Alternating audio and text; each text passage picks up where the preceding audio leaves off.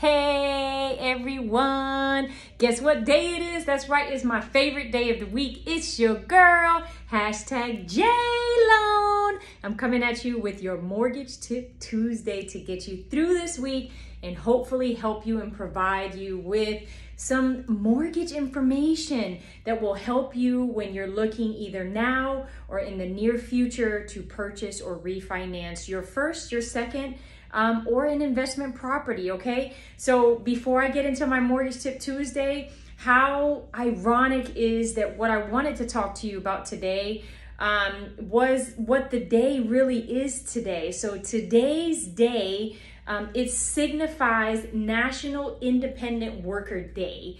And this day honors like your freelancers, your independent contractors, small business owners, and just everyone who have decided to work independently on your own. You help to make the world go round. And a lot of people just don't want to work for someone else. They want to work for themselves so they control their hours.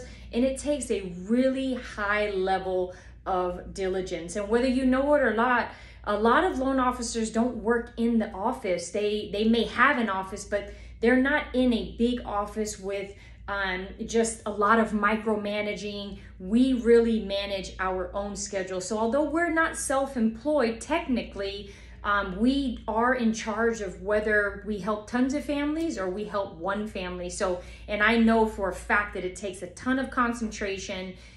You must be very, very organized and just be very diligent. So because we're going to talk about that, I want to talk about probably one of the biggest frustration when it comes to borrowers who either are self-employed or become self-employed.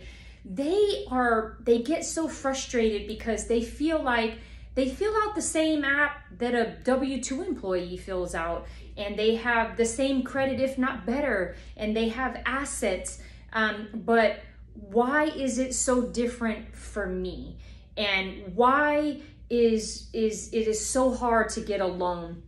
And although I can't answer all the questions, I can just tell you based on what I've done over the past 16 years, when you're W-2, we can actually go to your employer, okay? We can see all your history of your income, and we can also ask them for the predictability of what your future may be like at that company. Now, whether that stays true or the world goes into a pandemic and you lose your job anyway, we can go to another company, verify all of that information and the history of receiving that income.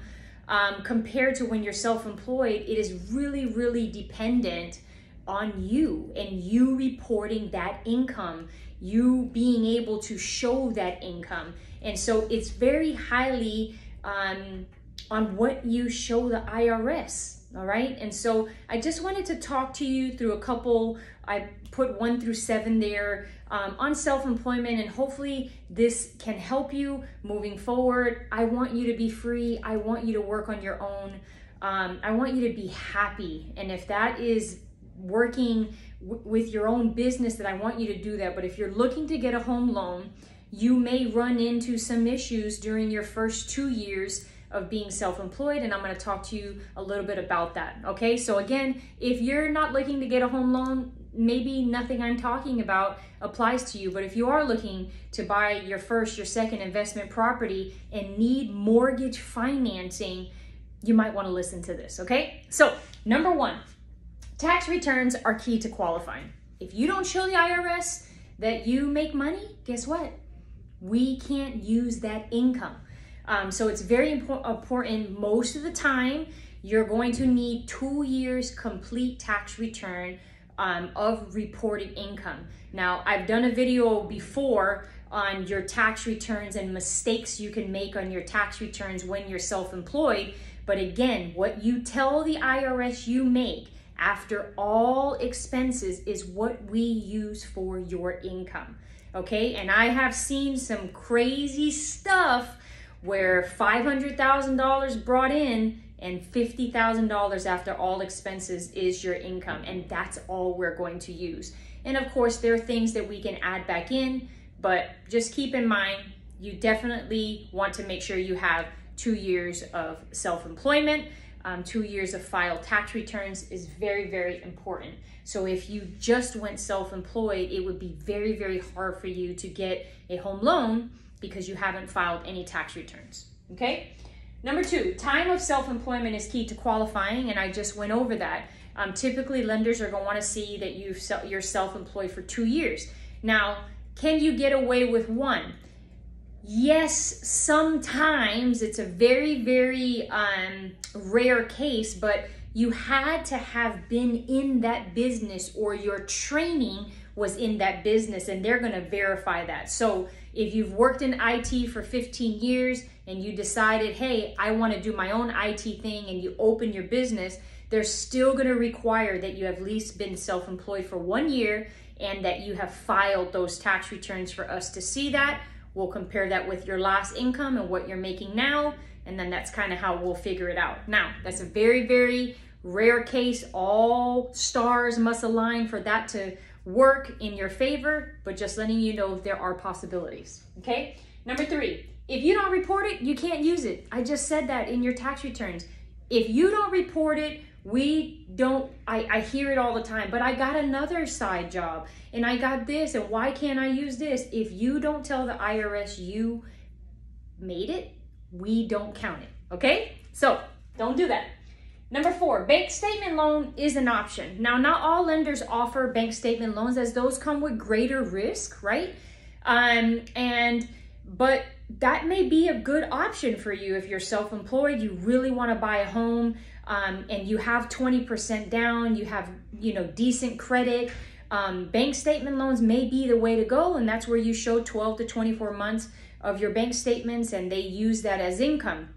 I have offered them and not offered them in different lenders that I've worked for, and they're not really hard loans to do, but they're not for everyone, okay? So keep that in mind. That may be an option for you. Number 5, can you exclude business paid liabilities? I get this question a lot. Well, yes, if you have even a debt that's in your own personal name, but your business pays it, you must prove that your business pays it. And that time frame is 12 months. It must come out of the business account, and you can prove that for 12 months. If you can, guess what? We can exclude that against your liabilities, because hopefully you're claiming that your business is paying that, and you also are showing via business bank statements. You don't want to commingle, but we'll talk about that in a second, that your business bank statements show 12 months of paying that debt, and that debt cannot be have any negative status. So keep that in mind. Make sure you pay your bills, okay? Number 6, watch out for declining income reported. This is huge. And this happens a lot. You have a great year and then you have a not so great year. Well, if the latter year, the one closest to us, is declining income, lenders don't like to see that, because we can't predict, is it going to continue to decline? And this was huge during COVID, because you went from great income and then the world kind of stopped. Well, unfortunately, that hurt you because it's declining income and we couldn't tell how far. So the lender's always going to use that most recent year. They'll look at 2, but they'll use the average of that most recent year, and that could hurt you instead of help you, okay?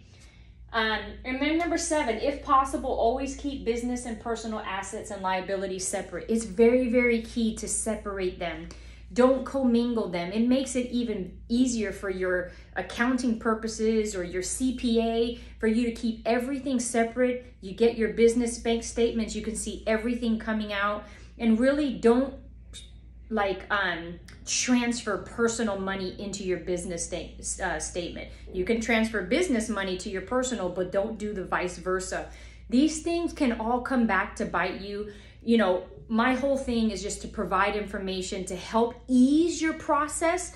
No process is ever just smooth and it just goes by with no problems. So my whole point of this video is to help you through, to make sure you don't make common mistakes that can make your loan process much more difficult. As always, it's your girl, #JLoan, and I'll see you next week. Bye-bye.